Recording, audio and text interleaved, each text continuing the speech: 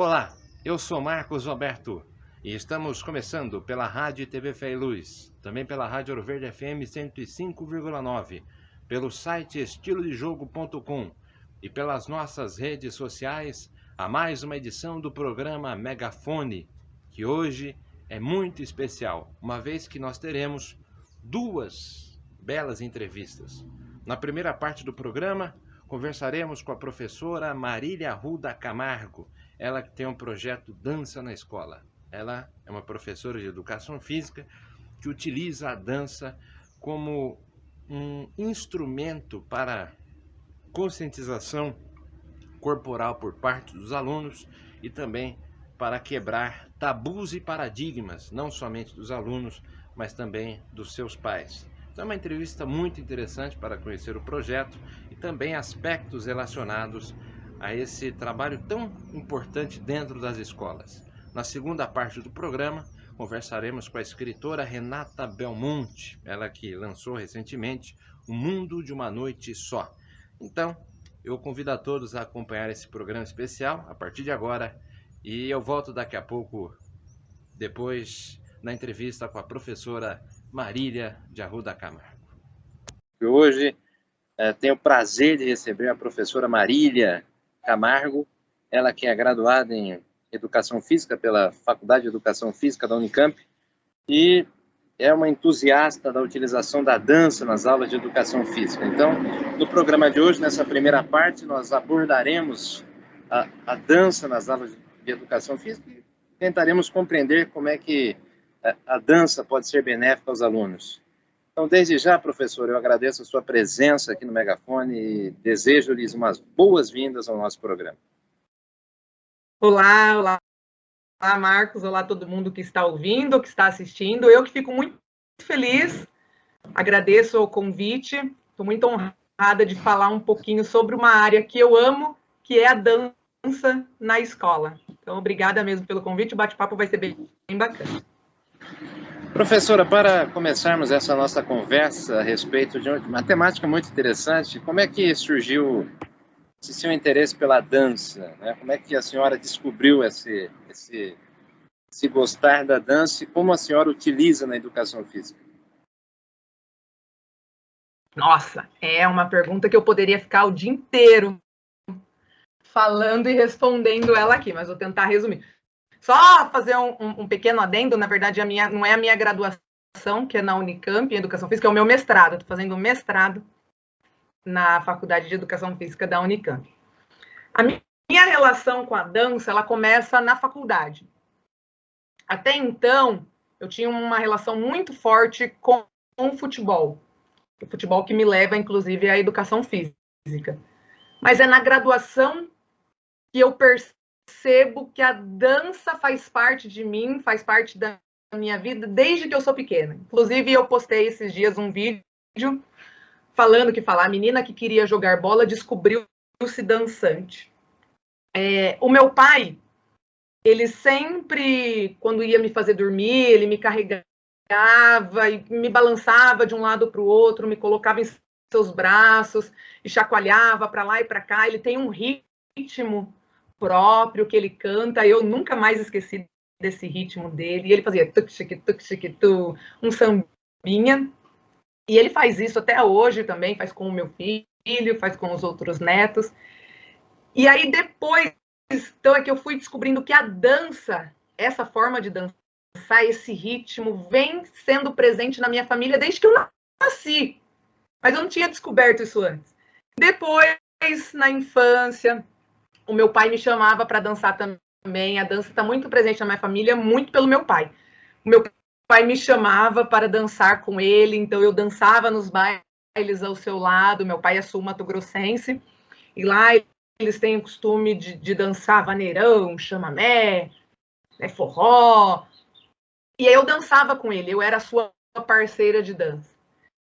Depois, indo mais para a adolescência, foi que eu descobri um projeto que mudou a minha vida, mudou a minha visão de dança, que foi o hip hop. Quando eu vi aquelas pessoas, aquele movimentar livre, aquela expressão, tomou conta de mim e é algo que eu venho pesquisando, estudando e dançando até hoje. De maneira resumida, é como a dança está presente na minha vida. Então, a partir daí, de eu me reconhecer enquanto dançante na graduação, é que eu comecei a trabalhar na escola, mais para a área de dança. E, coincidentemente, o meu estágio, um período de estágio, foi para dar aulas de dança na escola. Então, foi aí que eu fui buscar me aperfeiçoar, foi aí que eu fui buscar estudar um pouco mais, foi aí que eu fui buscar entender o que era, de fato, essa dança na escola, para além das experiências corporais que eu tive na infância e adolescência. Mas é todo esse histórico que me constitui, que me leva até a universidade, não diretamente pela dança, mas que me faz encontrar a dança lá, me faz perceber a influência da dança em toda a minha vida, que me faz estudar, e estou estudando a dança até hoje.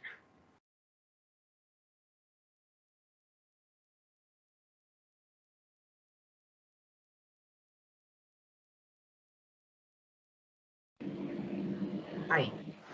Tá me ouvindo? Agora sim. Tá. Interessante esse histórico que você fez aí a respeito de como você descobriu a dança.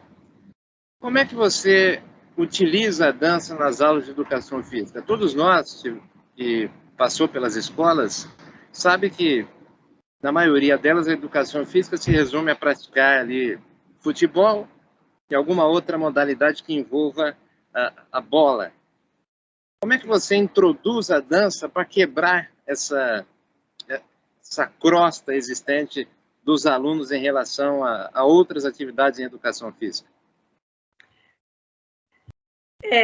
Isso é um mito, um tabu, não sei que palavra usar, que a gente possa usar para falar sobre a educação física, porque realmente, se a gente perguntar para pessoas da minha idade, da nossa idade, ou mais velhos, quais experiências que tiveram com educação física, vai se resumir a esporte. Se a gente perguntar sobre a dança na escola, praticamente não teve. Se teve, foi uma coreografia para a festa junina. Normalmente é isso que nós encontramos nos relatos. Eu, por exemplo, não tive dança na minha educação física escolar. Dentro da educação física, a gente tematiza a cultura corporal. Então, primeiro a gente precisa entender que educação física é essa.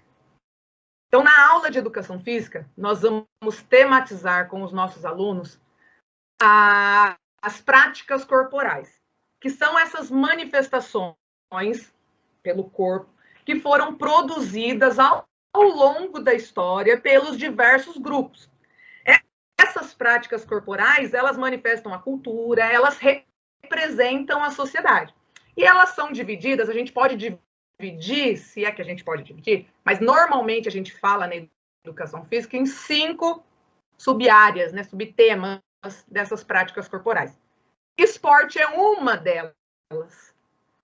Então, nós temos esportes, jogos e brincadeiras, ginástica, lutas e dança. Então, esporte é uma dessas áreas. Nós precisamos reconhecer também a importância das demais. Então, através dessa compreensão do que é educação física, nós vamos inserir a dança, sim, na escola, porque a dança, ela é uma prática corporal, ela é uma expressão humana, ela é forma de comunicação, ela é linguagem que mostra os hábitos e costumes dos povos ao longo dos anos. Então, se a gente está falando dessas práticas corporais, desse reconhecimento dos diferentes grupos ao longo da história, a dança tem que estar inserida. Então, não tem por que não ter dança hoje na escola. Por um período aí, a educação física ela passa por várias abordagens, a gente poderia falar sobre história da educação física aqui também, mas a educação física ao longo dos anos ela passa por várias abordagens e por um período a esportivização era o foco. Hoje a gente já tem o foco nas práticas corporais dentro dessas 5 áreas que eu comentei aqui.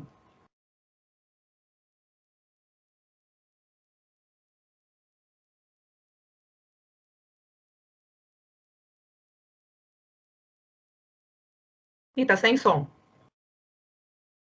Ah. Aí, agora Foi. foi. Interessante essa sua fala de que a educação física ela é baseada em 5 pilares, né? Mas, por exemplo, nas escolas públicas, né, se nós focarmos nas escolas públicas, que são onde a maioria das pessoas estudam, realmente somente a parte esportiva é que é valorizada, né? Somente as aulas que envolvem alguns esportes são valorizados. E agora, falando dos ritmos a serem adotados nessa aula na qual a dança está presente, quais são os ritmos a serem elaborados junto aos alunos, professor? Então, vamos lá. Hoje eu percebo, falando um pouquinho da educação física, eu percebo um grande avanço na tematização dessas práticas corporais. Eu acredito que a esportivização ainda é muito grande, tem um olhar muito forte, mas já se está mudando um pouco essa visão. Então, hoje na escola, a gente encontra, sim, os professores ministrando aula dentro dessas 5 áreas. Falando especificamente da dança, se a gente olha a dança e entende a dança da forma que eu falei aqui para vocês no começo, que ela é reconhecimento das manifestações produzidas pelos diversos grupos ao longo da história. Se a gente olha para isso, a gente vai ver que não tem um ritmo específico que a gente trabalha.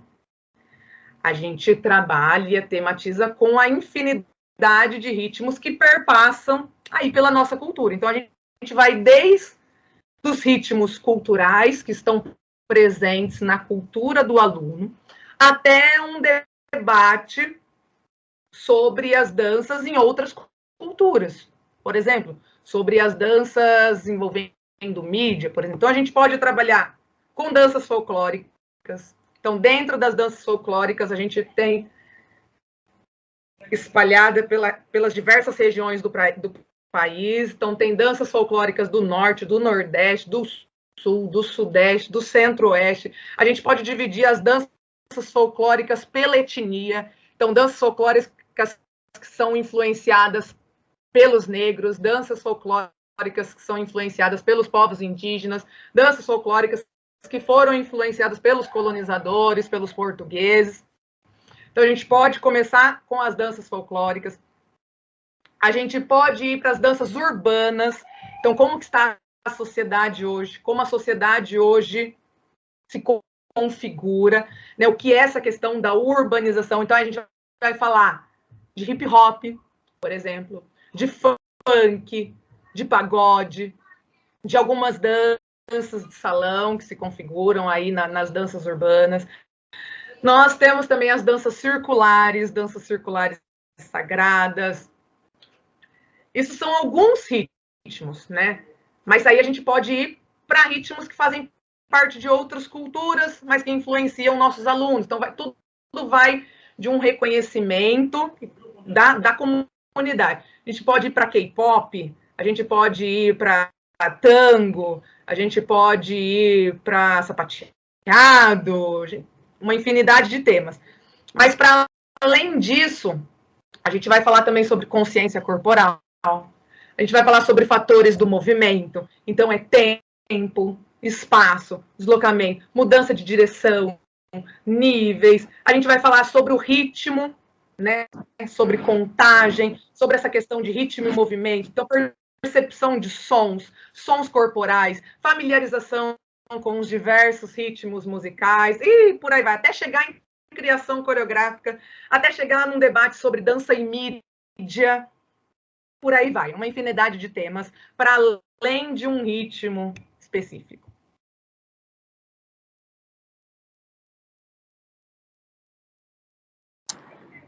Bacana isso, né? Quer dizer, tem um universo inteiro a ser explorado, né? Tem os mais diversos matizes culturais a serem utilizados, né, professora? E na sua vivência, como é que os alunos eles recebem esse tipo de inserção dentro das aulas?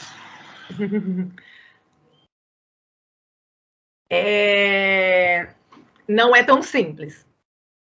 Isso envolve algumas questões, né? Então, assim, primeiro de tudo, a gente precisa entender o que a criança, o que o adolescente, o que o nosso aluno, o que a nossa aluna entende por dança. Porque há uma certa questão cultural, e é cultural mesmo, de que a dança é coisa de menina, por exemplo. Então, que os meninos não vão dançar, não querem dançar. Então, esse é um primeiro ponto que a gente precisa argumentar lá na escola. E um outro ponto é sobre a questão do saber dançar, do que é a dança, essa visão do que é dança. Porque muitos falam assim, aí até meninos, meninas, eles falam assim que, eu não gosto da aula de dança porque eu não sei dançar.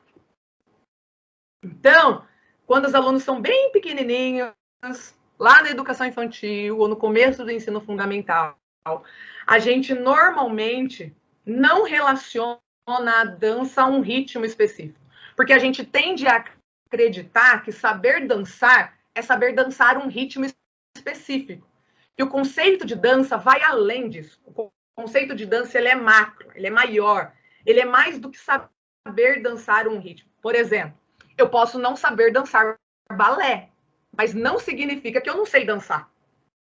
Eu posso não saber dançar tango, mas não significa que eu não sei dançar. Então, normalmente, quando a gente fala em dança, as pessoas associam a dançar um ritmo específico. E aí é que a gente precisa mostrar para a criança que dançar vai além disso, que dançar é se movimentar, seguindo seus estímulos, seguindo seus sentimentos, as suas emoções. Então, é se movimentar com intencionalidade. Se está através de um estímulo, esse estímulo pode ser sonoro ou não. Normalmente é sonoro, tem uma música. Então, se está tocando uma música e eu começo a chacoalhar a cabeça, ou eu começo a estalar os dedos, eu começo a bater palma, estou marcando a pulsação dessa música, eu começo a bater o pezinho lá no chão. Eu estou dançando. Isso é dança. Isso não é nenhum ritmo, não estou falando de nenhum passo específico, nenhum passo pré-determinado, nenhuma coreografia pronta. Isso é dançar. Então a gente tem que mostrar para a criança que esse movimento dela é válido. Então, lá para os pequenininhos, a gente normalmente começa as aulas de uma maneira improvisada, dessa criação coreográfica, mas que parte da criança, dessa dança livre e espontânea, que vai da sensibilização do aluno com aquele estímulo, com aquela música que ele está ouvindo, que ela está ouvindo. Então, da aproximação da criança com o seu próprio corpo.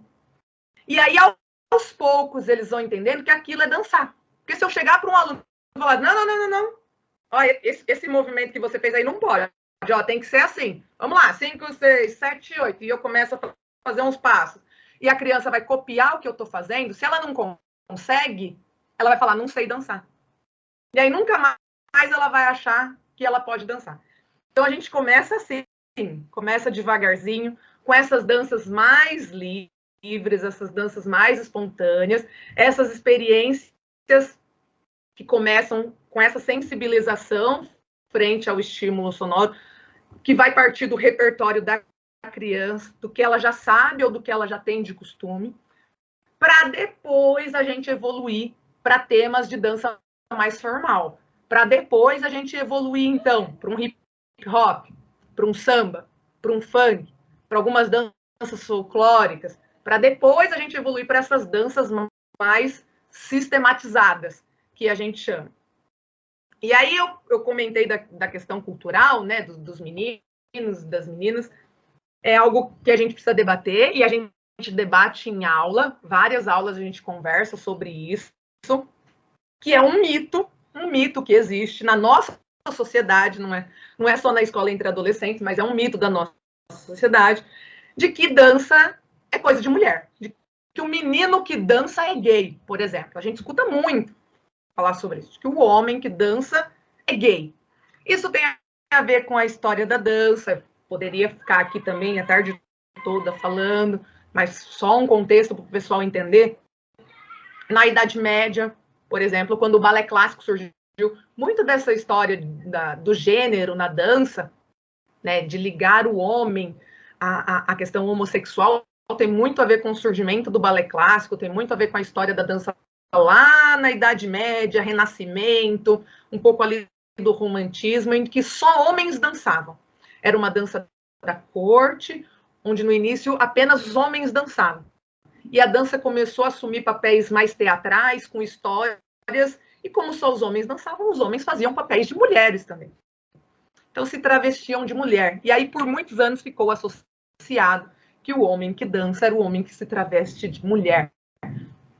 E é muito difícil tirar isso da nossa cultura. Vai com reflexão, vai com muito debate, vai com muito diálogo, vai com essas dinâmicas onde todo mundo dança e se reconhece dançando, para além de um ritmo específico, e também tentando aproximar algumas coisas que os alunos gostam. É claro que a gente tem que aproveitar de alguns recursos que a gente encontra por aí, por exemplo, o Just Dance, no videogame, por exemplo, que é o Kinect, né? Por exemplo, o TikTok, apesar de algumas considerações sobre o TikTok, mas para trazer essa criança, esse menino para a aula, então, para ele entender que todo mundo dança, que a dança é para todos. E aí a gente volta lá no começo, que eu falei para você, né? Essa dança enquanto reconhecimento cultural, reconhecimento da cultura, reconhecimento da história do homem, da mulher, reconhecimento da sociedade, ela é para todos. Então, é um trabalho de formiguinha. Começa lá na educação infantil e vai evoluindo até chegar no ensino médio. Mas no começo há uma resistência. Os meus alunos, como já têm aula comigo há muito tempo, já não tenho mais esse problema. Mas no começo eu enfrentava esse problema. Às vezes nem tanto pelos alunos, que são muito pequenininhos, mas às vezes pelos pais, que achavam que o filho não precisava fazer essa prática. Mas agora todos já entenderam o contexto da dança na escola. Mas para quem está começando esse trabalho na escola, está conhecendo a turma agora aos poucos, é um trabalho de formiguinha, vai com o tempo. Precisa de reflexão, precisa de debate, não é tão simples, não. Professora, olhando para o contexto atual do nosso país, é inegável não relacionarmos isso à educação. Nós temos uma sociedade cuja parcela dela é conservadora, né, em alguns aspectos. Isso acaba sendo um empecilho em muitas áreas. Quando refere-se à dança, o Brasil é um país ritmado, né, com uma série de ritmos bastante interessantes, né? Como a senhora citou, o funk, o hip hop e outros. Como é que esse conservadorismo atrapalha na hora de trabalhar com esses ritmos? A senhora já enfrentou esse desafio em sala de aula? Eu já tive pais que chegaram para mim e falaram: olha, minha filha não vai fazer sua aula porque a gente não gosta disso, a gente não acredita nisso e nessa questão, e pontuaram algumas coisas. Eu já tive problemas com isso. É uma questão muito complexa, porque não dá para a gente querer mudar a opinião, não é nem mudar a opinião, mas abrir, né, um pouco as reflexões para essas pessoas assim, é muito, extremamente difícil. Você precisa ter embasamento. Eu sempre falo isso para todo mundo, para onde eu vou, a gente precisa de embasamento. Por que eu estou fazendo aquilo? Para que eu estou fazendo aquilo? Então, o que o aluno vai aprender com aquilo? Então, a gente trabalha muito da dança também com a questão histórica.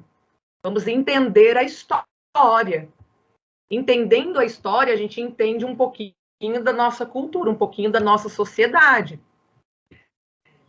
Os pais precisam entender essa questão, para além da sua doutrina, se é que eu posso falar doutrina, né? A escola, ela é aberta a todas as culturas. Então, o que a gente faz na escola, é fazer uma leitura de mundo. fazer uma leitura ampla de tudo que está acontecendo, e dialogando sobre tudo o que acontece no mundo. Então, através da dança, a gente conhece o mundo. Normalmente eu falo isso para as pessoas, né? Através da dança, através dos esportes, através da ginástica, através das lutas, através dos jogos e das brincadeiras, através da educação física em geral, a gente conhece o mundo. E como é importante a gente conhecer para opinar. Eu não vou dar a minha opinião sem conhecer aquilo primeiro, sem entender por que aquilo surgiu. Qual o contexto histórico que aquela manifestação surgiu? Por que ela tem essa representação corporal? A gente precisa entender para conseguir opinar. Então, vamos experimentar, vamos conhecer.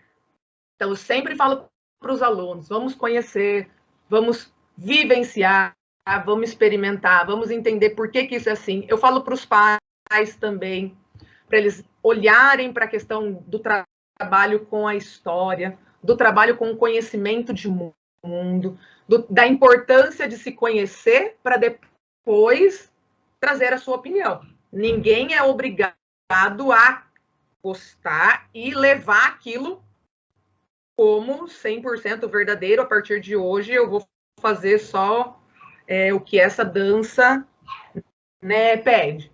Não, mas a gente vai conhecer, entender por que se dança desse jeito. Então, normalmente a gente tem problemas com algumas danças de origem africana. Tem algumas danças folclóricas brasileiras também.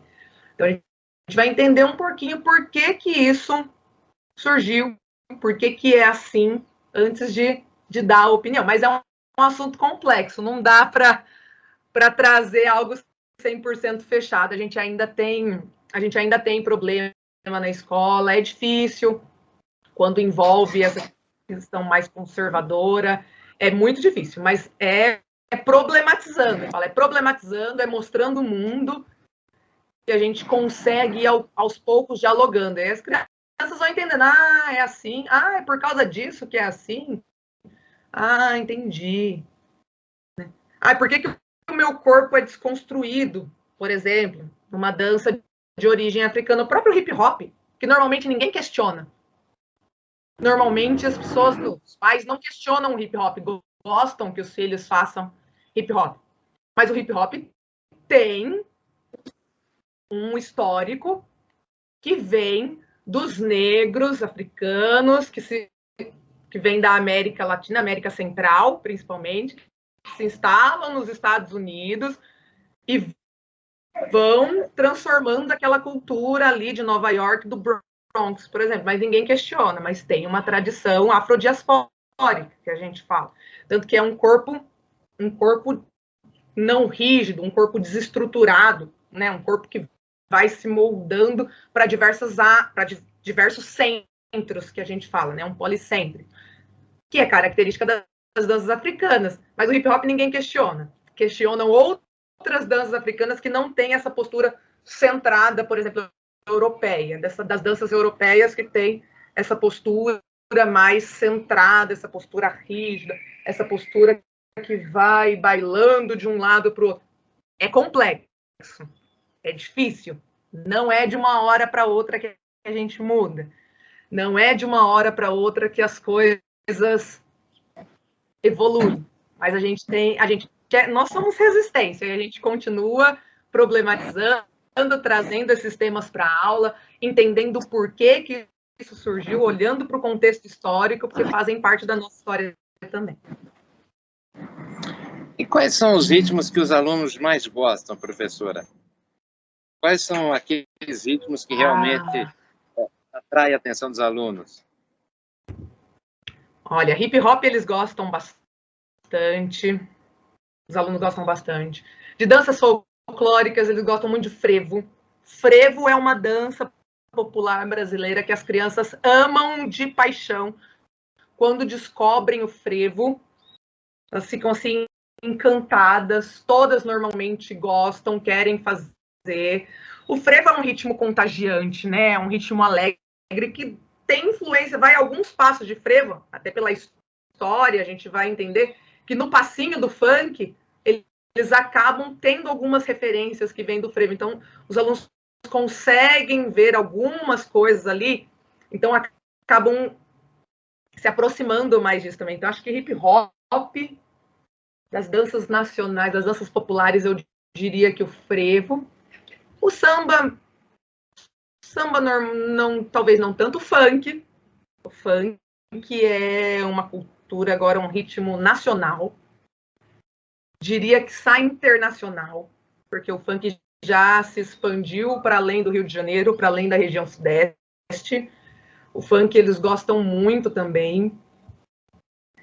E eles gostam muito dessa questão de, aí sem um ritmo específico, mas da questão de coreografias. Os alunos gostam muito de criar coreografias, de fazer coreografias, então a gente vai com um tema específico, os alunos gostam muito de criar. Acho que são as coisas que eles mais gostam. O microfone aqui. Foi? Isso, foi. Interessante isso, né, professora? Quer dizer, esses ritmos, eles realmente mexem com o corpo e, como você bem explicou no início, a dança ela também tem essa questão de conhecimento do corpo da pessoa, né? A pessoa ela passa a monitorar o próprio corpo, né? Que é uma coisa que ainda tem um tabu imenso a ser quebrado. Como é que funciona essa questão de conhecer o corpo a partir da dança? Isso é, quando a gente fala de corpo, há um tabu muito grande, né? Porque a gente, por muito tempo, nós somos ensinados a não se falar de corpo, a não olhar para o nosso corpo, né? Ainda mais se a gente olhar essas danças que eu comentei aqui, danças que mexem quadril, por exemplo, né? Mas assim, se a gente olhar os benefícios da dança, a gente vai falar que um dos benefícios da dança é que ela contribui para o conhecimento do corpo. E aqui, quando eu falo de conhecimento do corpo, eu falo de conhecimento do corpo como um todo, de todas as suas partes, de consciência corporal. Então, quando eu falo consciência corporal, para eu dançar, para eu me expressar, para eu fazer uma improvisação, eu preciso de muita consciência corporal. Eu preciso saber onde está cada músculo, cada parte, cada articulação no meu corpo. Então, com o corpo, eu descubro novos movimentos. Com o corpo, eu descubro novas formas. Com o corpo, eu descubro novos espaços. Com o corpo, eu descubro novas culturas. Então, se eu for falar um exemplo prático de um movimento de hip hop, um wave, que é uma onda. Né? Deixa eu ver se dá para mostrar aqui. Uma onda com o corpo, que é um wave. Cara, isso aqui é um conhecimento corporal intenso, porque eu vou partir de um movimento que começa lá na pontinha dos dedos, que vai vindo para a mão, que desce para o punho, que vai passando para o cotovelo, que vai chegar no ombro. E eu faço depois o movimento de maneira contínua. Então, isso é um conhecimento corporal incrível para eu fazer isso. Não é o foco, o objetivo central da aula. O objetivo central da aula não é esse repertório corporal. Como eu falei, é a leitura de mundo, é a descoberta da cultura. Mas, intrinsecamente, está junto ali. Está junto nas aulas de dança, acontece esse conhecimento sobre o corpo. Então, através dos gestos, dos diversos ritmos, das diversas danças, através desses diversos gestos, a gente vai se reconhecendo, a gente vai conhecendo, a gente vai ampliando essa nossa consciência corporal. Então, a gente vai descobrindo novos espaços, descobrindo novas formas, descobrindo novos movimentos, descobrindo novas possibilidades. Não que seja apenas o único foco da dança na escola, esse conhecimento do corpo. Tá intrínseco, tá ali, tá junto, mas que é muito importante. E essa relação com o corpo é fundamental para a nossa vida e para a gente conversar sobre qualquer outra coisa que existe na nossa sociedade. Para a nossa leitura de mundo, a gente lê o mundo pelo corpo. Bacana, hein, professora? Bacana essa sua explicação a respeito dessa simbiose entre a dança e o conhecimento do corpo, até porque todos nós poderíamos utilizar a dança realmente nesse sentido também. Agora, uma última questão, até porque o seu tempo, né, como você disse antes da gravação, é exíguo, senão a gente ficaria aqui mais uma hora conversando a respeito disso. E já faço convite para que a senhora retorne com mais tempo aqui para a gente continuar explorando, né, essa temática aqui no Megafone. Uma última questão. Isso independe de idade. Toda essa explicação que você deu durante o programa independe de idade. Qualquer pessoa ela conseguiria desenvolver esse conhecimento a partir da dança sem nenhum problema. Seja uma criança de 5 anos até os adolescentes, os Sim, independe de idade. A gente está falando da dança enquanto prática da cultura corporal, manifestação da cultura corporal. Então, independe de idade. A dança começa com os pequenos, com os bebês, com as crianças pequenas, vai para a educação infantil, vai para o ensino fundamental, vai para o ensino médio, vai para a EJA, e ela continua depois enquanto prática social na nossa vida com os adultos, com as pessoas mais idosas. Então, é independente de idade. Mas na escola, na idade escolar, todo esse trabalho, é claro que ele tem algumas características para as crianças que são menores, algumas características para as crianças que são maiores, algumas características para os adolescentes. Mas o mais importante é a gente sair da escola entendendo esse conceito macro de dança, que a dança é além de dançar um ritmo específico. Eu posso estar trabalhando com frevo na escola, mas ninguém precisa saber dançar frevo como um bailarino de frevo. Mas a gente vai conhecer, vai entender a história, vai conhecer de onde surgiu, por que se faz o passo daquele jeito, e a gente vai experimentar. O que vai causar no nosso corpo experimentar aquilo? O frevo não faz parte da nossa cultura lá do Nordeste, né? Então, o que causa de estranhamento no nosso corpo aqueles movimentos? Apenas um exemplo. Mas a dança é para todos. E todos nós sabemos dançar. Aquilo que eu falei, a gente normalmente fala que não sabe dançar, porque a gente associa dançar um ritmo específico. Mas todos nós sabemos dançar. Se você colocar uma música, se a pessoa gosta daquela música, ela vai se movimentar. Ela vai se mexer com intencionalidade. Isso é dança. Então, as crianças saem da escola entendendo que eles dançam, que a dança faz parte da nossa cultura. A gente faz uma pesquisa sobre as danças que fazem parte da família, que faz parte do grupo social, que faz parte ali do grupo da escola, do bairro. Então, a gente vai se conhecendo e se reconhecendo nessa manifestação. Já com os adolescentes, a gente tematiza essas questões, por exemplo, de gênero, de mídia, o que a mídia propaga aí sobre a dança, e por aí vai. Mas a dança é para todos, não tem idade. Conforme a idade no período escolar, a gente tem algumas características, mas a dança é para todo mundo.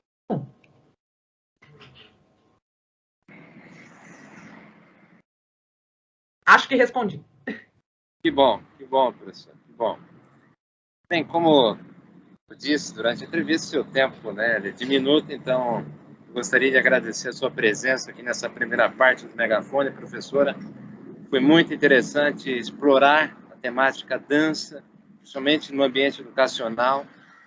Quero desejar aí muito sucesso aí na sua caminhada, que você consiga continuar encantando os alunos e que eles compreendam a importância da dança, não somente no ambiente escolar, mas também durante toda a sua vida. Então, muito obrigado por você ter aceito o nosso convite e foi uma grande satisfação. Eu que agradeço a oportunidade, peço desculpas pela correria, mas realmente tenho uma outra reunião agora, mas já me coloco à disposição para um próximo diálogo, para uma próxima conversa. Eu quero só deixar registrado aqui o meu Instagram, para quem quiser conversar comigo, @dança_ na escola. Não esquece do underline, gente. @dança_ na escola. Só me procurar lá pelo Instagram, tem muito conteúdo sobre a dança na escola lá, muitas dicas, muito debate, muito conteúdo gratuito para você tematizar a dança nas suas aulas de educação física aí. Só me mandar uma mensagem que a gente vai conversando por lá. Obrigada, gente. Obrigada, Marcos. É isso aí, meus caros ouvintes. Então, reforço o convite da professora. Procure pela sua página no Instagram, dança_ na escola. você vai ter muito mais informações a respeito de tudo aquilo que conversamos aqui nessa primeira parte do Megafone. Daqui a pouco eu volto, muito mais aqui no Megafone de hoje. Até já!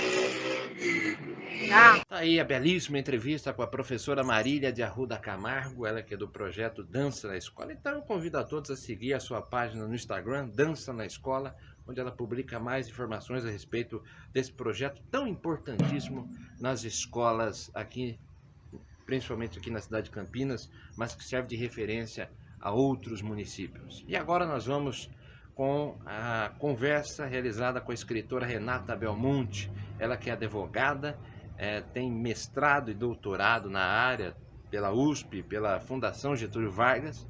Ela tem 4 livros publicados. O mais recente é O Mundo de uma Noite Só, um livro muito interessante que fala ali de questões relacionadas ao feminismo e outros aspectos que você conhecerá ao longo da conversa. Então eu convido a todos a acompanhar a partir de agora essa belíssima entrevista com a Renata Belmonte, escritora e advogada. E hoje nós temos a honra de receber como convidada Renata Belmonte. Ela que tem 2 carreiras bastante consolidadas, ela que é graduada em Direito pela Universidade Católica de Salvador em 2004. Desde então atua no universo jurídico como advogada. Ela também é escritora, tendo seu primeiro livro sendo lançado em 2003, cujo nome é Femininamente. Depois vieram O que Não Pode Ser, em 2006, e também Vestígios da Senhora B, em 2009. Todos eles são livros de contos e também premiados. E mais recentemente, ela trouxe ao público o seu primeiro romance, Mundo de uma Noite Só, cuja história acompanha a vida de uma mulher que, a partir de um encontro com um livro antigo entre as coisas de sua mãe, se vê obrigada a imergir num universo dentro de uma família formada por mulheres. E a partir de agora nós vamos conversar com a Renata a respeito dessa sua carreira literária, a respeito também desta sua última obra tão elogiada pela crítica, pelos seus fãs. E eu gostaria de agradecer a presença da Renata. É um prazer e um privilégio para nós da Rádio Feiluz estar recebendo a sua presença em nosso programa. Obrigada. Muito obrigado. Eu que agradeço o convite. Obrigada aos ouvintes. É uma felicidade conversar com vocês. Renata, a primeira pergunta que eu lhe faço é a respeito da reação que o público teve em relação à sua última obra, O Sonho de uma Noite Só, e acompanhando ali os comentários, tanto da crítica quanto daqueles que leram o seu livro, algumas coisas me chamou a atenção, né? Muitas pessoas disseram que é uma obra que acaba aprisionando a pessoa na leitura, vamos colocar assim, acaba prendendo-a, né? Muitas pessoas releram o livro diversas vezes, a crítica também apontou que é uma obra densa, uma obra bastante consistente. Gostaria de saber que reação você tem em relação a esses comentários. Se era isso mesmo que você pretendia quando lançou o livro? Se você se surpreendeu com essas reações, como é que você enxerga a sua obra diante do público e também da crítica? O livro, ele é um organismo vivo, então o autor ele tem um controle sobre o que está escrevendo até um certo ponto, até uma certa medida. Enquanto eu escrevia o Mundos, eu pensei que eu queria, sim, contar uma história que partisse do íntimo, do âmago dos personagens, daquilo que eles tinham de mais sagrado dentro deles, mas não necessariamente que eu queria contar uma história que precisasse ser relida, uma história difícil. O tortuoso caminho da personagem, o tortuoso caminho dela na busca pela descoberta da família dela e do que é ser uma mulher, curiosamente fez com que também o leitor tivesse que ultrapassar também um tortuoso caminho inicial para a leitura acontecer, né?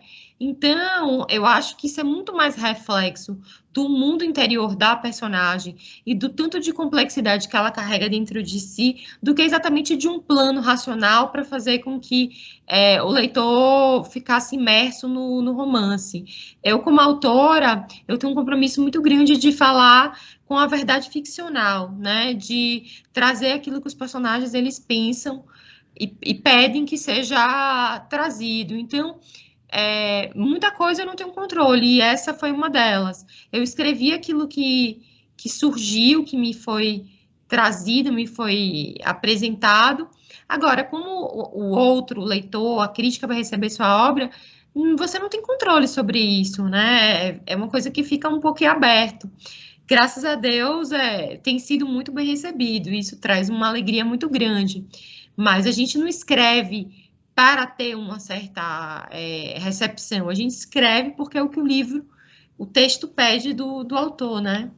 É mais ou menos como eu vejo as artes em geral, em especial a literatura.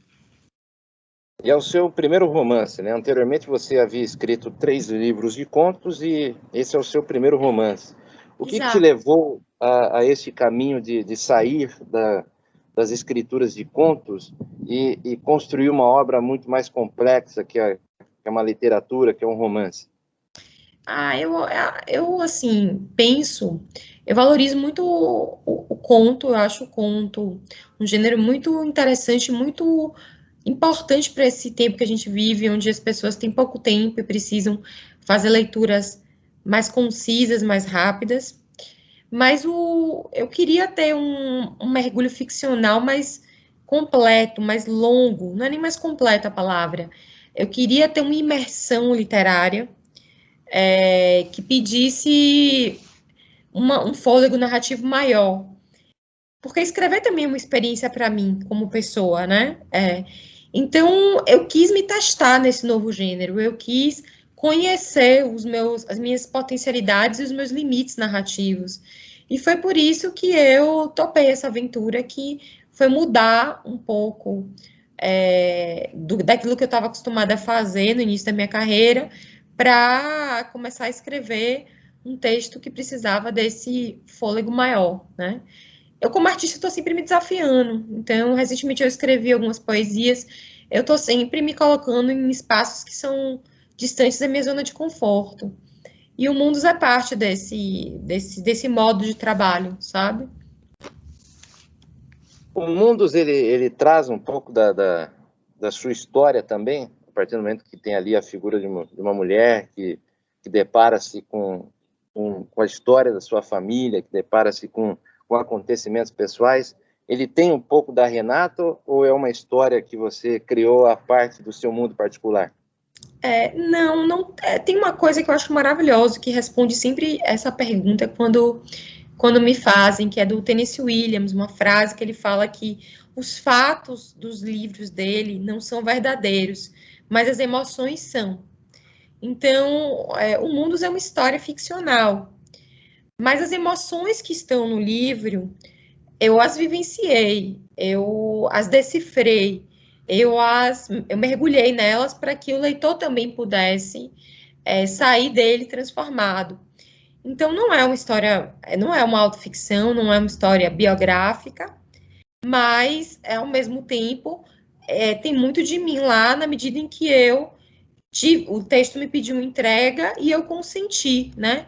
Eu fui parceira dele no mergulho ficcional. Então, eu acho que não é nenhuma coisa nem outra. É dentro disso que eu te falei. Nem eu estou tão distanciada dele, nem ele também um livro biográfico. É algo que está no meio do caminho. Interessante, né? Você mantém um certo distanciamento para não tentar interferir na história, é isso? Não é isso. É porque não é para não interferir na história, é porque eu acredito que a história se conta. Eu acredito que os livros, o autor, ele é um instrumento de produção do livro, mas eu acho que a história já está no zeitgeist do tempo, assim, sabe? Já está em todos os lugares, o autor apenas capta e traduz. Então, o meu papel nisso parte dessa minha concepção do que é a literatura. Eu acho que a literatura é muito viva, não necessariamente nem está escrita, ela vai sendo traduzida com palavras, letras, enfim, frases. E como autora, eu vou encontrando com os meus personagens, os meus textos ao longo da minha vida. Não necessariamente eu sou personagem dos meus livros, né? Isso é algo que pode acontecer ou pode não acontecer, mas no caso do Mundos em especial, não foi essa a minha experiência. Minha experiência foi muito mais no sentido de traduzir uma voz de uma narradora que eu escutava, do que falar a meu respeito, assim, sabe? Sim. Lendo alguns relatos seus a respeito da construção desse livro, né? Ele está ali nas suas redes sociais, lendo alguns textos que você fala em relação à maneira como você construiu o mundo. Você traz ali que foi, em alguns momentos, que pode até ter parecido um pouco dificultoso para você escrever essa obra, né? Foi um pouco tortuoso. Foi bastante tortuoso, isso. Você fez uma pergunta muito importante, porque esse não foi um livro fácil de ser escrito, esse tampouco foi um livro fácil de ser publicado. Eu passei por 2 casas editoriais antes da Faria e Silva. Ele foi um livro muito caprichoso, ele demandou muito. Mas a gente não escolhe aquilo que... A gente não escolhe filho, a gente não escolhe livro. Eles nascem, eles aparecem para você, e você, como autor, fica intrigado e tem que interagir com aquilo que está surgindo no seu horizonte. E o Mundos foi um livro muito caprichoso, foi um livro que me demandou muito. Primeiro porque ele conversa muito com a macro história do Brasil, né? Que além dos universos íntimos das personagens, eu precisei fazer uma pesquisa histórica mais densa do que aquela que eu tinha inicialmente. Além disso, ele tem muitas voltas no tempo, então eu precisei também mergulhar nessas cronologias que ele trabalha muito com a ideia de fluxo de consciência, com flashbacks, flash forwards, então eu tinha que estar o tempo todo para frente e para trás, então pensando o personagem com uma cabeça de uma certa idade, depois com outra, para que a polifonia ela se resolvesse bem no romance. Então, longe de ser um livro simples do ponto de vista estrutural, ele me pediu bastante. Ele foi bem denso, assim, o processo criativo dele. Mas eu falo isso grata, porque ele tem encontrado uma boa acolhida. Todo o esforço que ele pediu valeu a pena. Ele tem sido muito lido, foi super bem recebido pelo público, pela crítica. Então, a gente agradece que o esforço se realizou e fez sentido, né, para outras pessoas. Você acha que o enredo principal do livro ele é uma história que se repete na vida das pessoas com facilidade? Você enxerga isso, que o seu livro ele dialoga com a vivência das pessoas? Eu acho que sim, viu? Eu acho que especialmente das mulheres, né? Das mulheres de um certo tempo. Eu acho que ainda que ele tenha elementos que causam muita estranheza, porque alguém até chegou a comentar que ele tinha uma pitada de realismo mágico, mas eu acho que a experiência de ser mulher ela é marcada por alguns signos, e eu acho que o livro ele trabalha cada um desses signos, desde o nascimento da protagonista até uma certa idade da vida adulta, com muita atenção. Então, eu acho que, especialmente para mulheres, e mulheres muito atentas ao que acontece no seu corpo e na sua socialização, eu acho que o livro, ele tem esse caminho, assim, ele permite essa identificação, né? Mas em algum momento você buscou levantar alguma bandeira em relação às pautas femininas? Você deixa transparecer isso no teu livro? Eu não acho... Pode perguntar, desculpa. Quando o leitor lê a sua obra, ele vai enxergar algum tipo de bandeira sendo hasteada ali? Na verdade, eu sou uma mulher feminista. Na academia, toda a minha produção no direito é na teoria feminista do direito. Então, o feminismo, ele é uma das minhas lentes de mundo.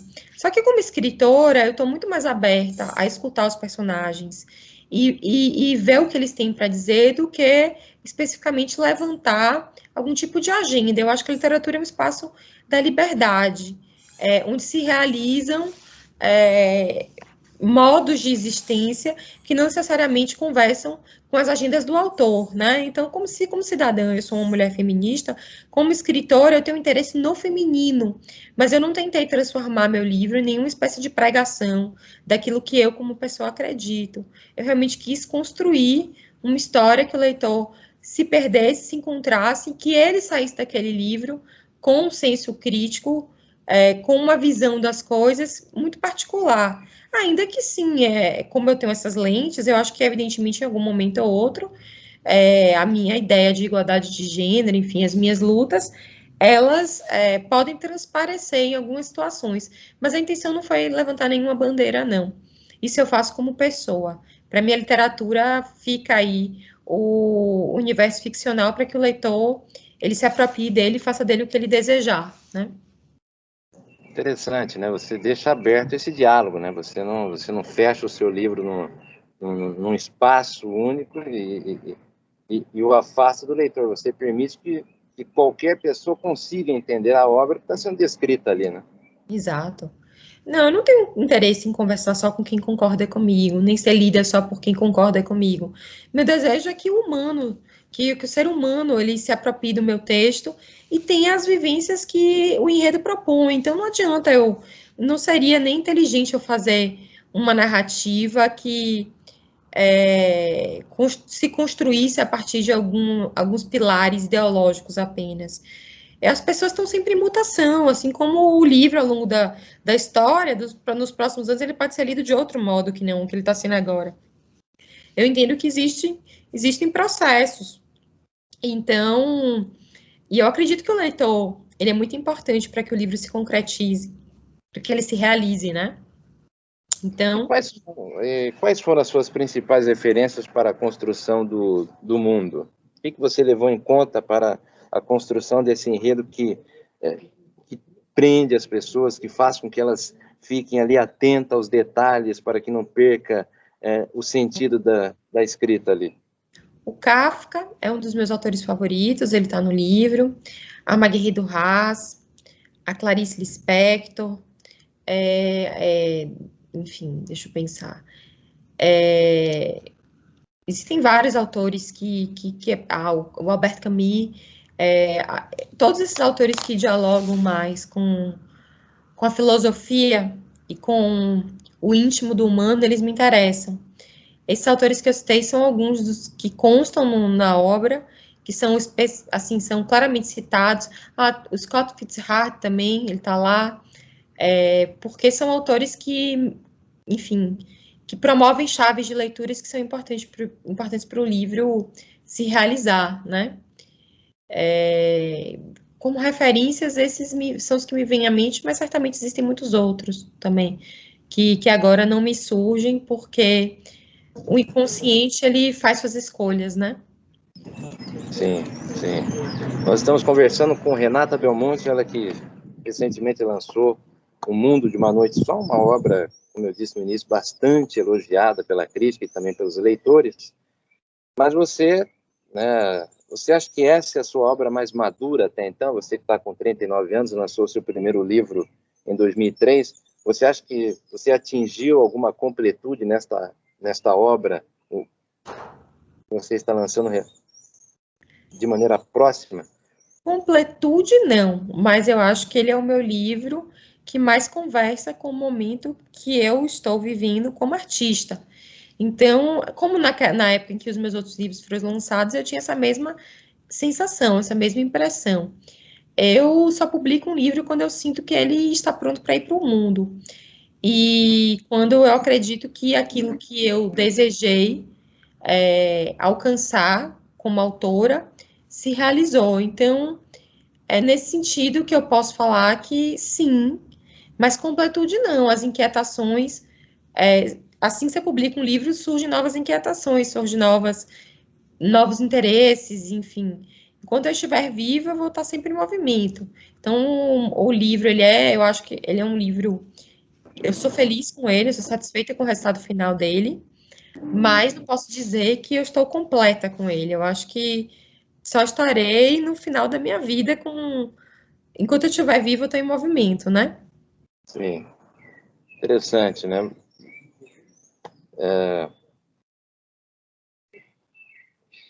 Tá me escutando bem? Estou te escutando. Achei que tinha picotado aqui. Você lançou a sua primeira obra em 2003, né? Quando você ainda estava ali para finalizar a sua graduação em Direito, né? O que te levou a iniciar essa carreira de escritora, né? qual foi o ensejo para te levar ao universo literário? Bom, eu sempre soube que eu ia ser escritora, desde muito pequena. Antes de escritora, eu já era uma grande leitora, eu já lia muito, vivia lendo. Então, estar no direito foi muito mais uma novidade para mim do que estar na literatura, porque eu sempre sonhei com isso, era o meu maior desejo, desde muito cedo. Então, eu já me entendia uma artista desde muito novinha.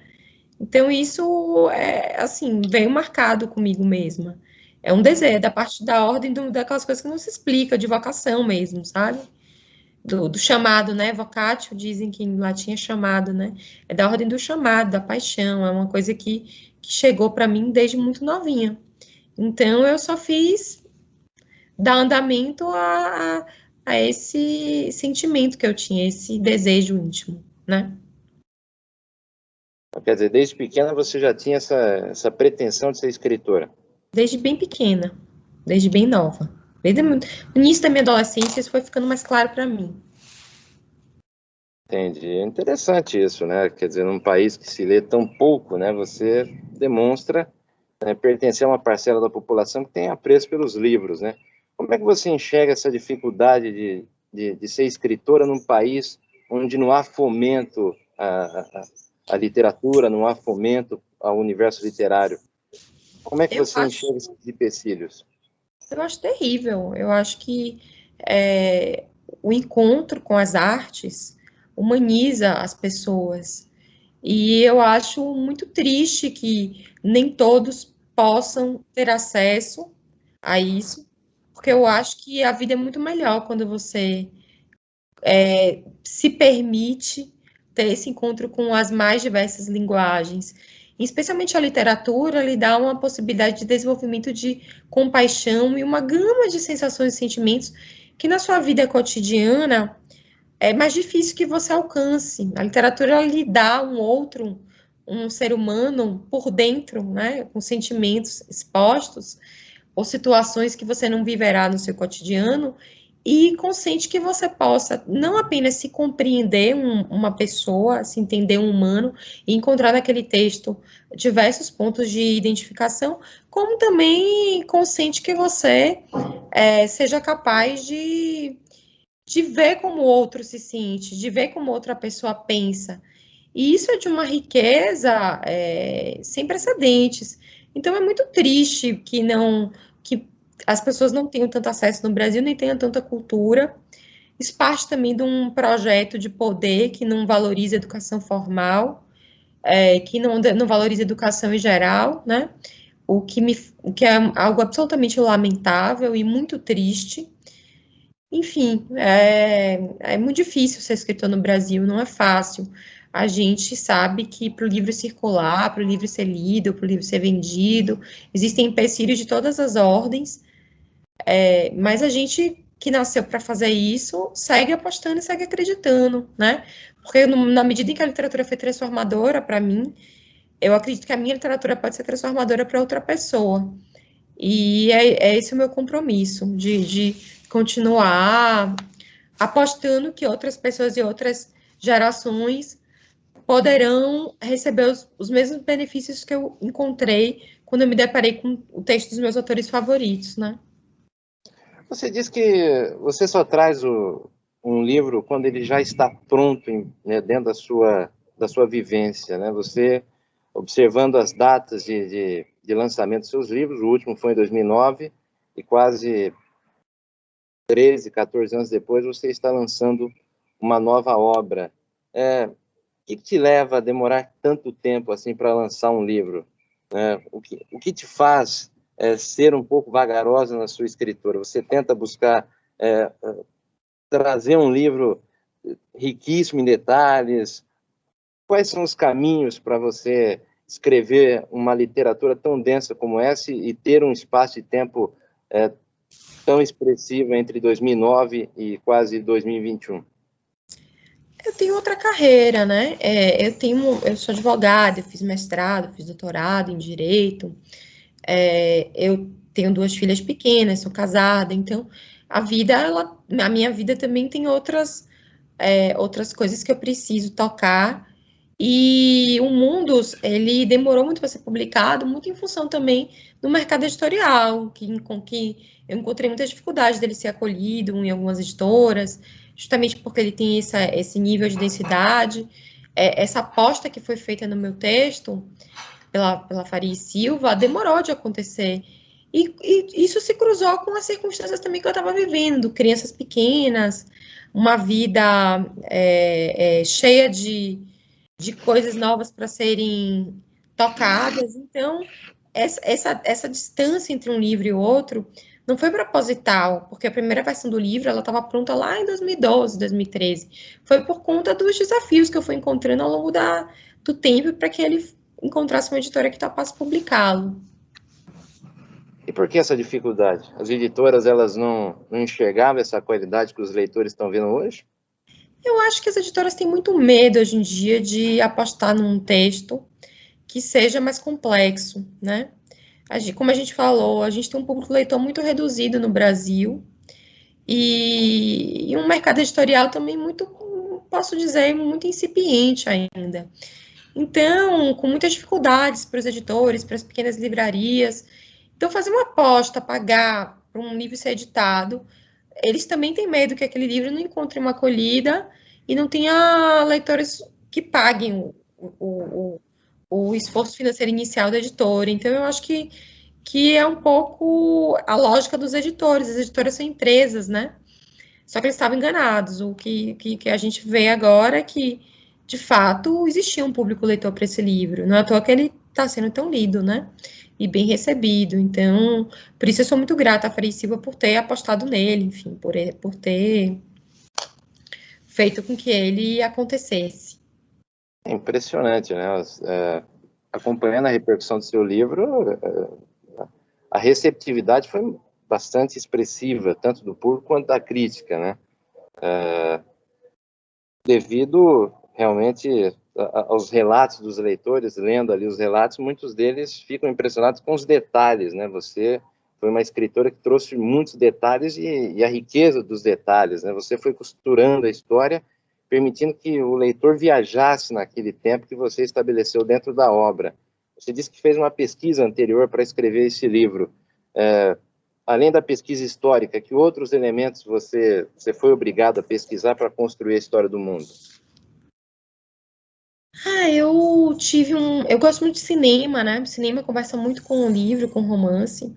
Então, mergulhei fundo nas minhas também referências literárias para construir as cenas de um modo que elas pudessem ficar muito imagéticas para o leitor, para que ele pudesse também vê-las, não só lê-las, mas produzi-las em si mesmos. Então, eu também recorri. O mundo tem alguns cortes secos durante o processo de escrita dele. Isso vem também da minha formação como contista. Eu aproveitei um pouco disso para fazer com que o livro, ele, sabe, caminhasse.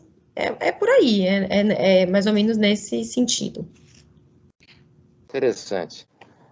Renata, eu gostaria de agradecer aqui a sua participação no programa de hoje. Foi um prazer, foi um privilégio escutá-la. O Megafone agradece a sua participação. Espero que as pessoas possam adquirir ao seu livro a partir dessa entrevista. Espero que outros leitores possam interagir com as suas obras, porque é muito interessante uma obra como Mundus, como você bem retratou, essa construção que você levou, esse caminho tortuoso que você teve para construir uma obra que alcançasse um público bastante expressivo, como as redes sociais mostram, como a crítica especializada mostra. Então, foi um prazer entrevistá-la. Marcos, eu que agradeço o espaço, agradeço a atenção com o meu livro, com a minha carreira, sua pesquisa. Muito obrigada, viu, pelo convite. Foi um prazer participar. E assim vamos colocando um ponto final no Megafone de hoje, ele que é uma produção do Departamento de Jornalismo da Rádio TV Fé e Luz. Tem como produtor e apresentador Marcos Roberto, a edição fica a cargo de Letícia Sazelotto e a direção geral é do jornalista Rodrigo Mazzucci. Muito obrigado pela sua audiência. Você pode acompanhar as redes sociais da Renata Belmonte, ela que tem uma página no Instagram, onde ela vai trazer todas as informações ali a respeito da sua carreira literária. Você pode clicar por Renata Belmonte e adquirir o seu mais recente livro, O Mundo de uma Noite Só. Espero que você, meu caro ouvinte, espectador, possa gostar desse livro. É uma obra bastante elogiada, não só pela crítica especializada, mas também pelo público que teve acesso a ela. E, mais uma vez, agradeço a Renata pela sua disponibilidade.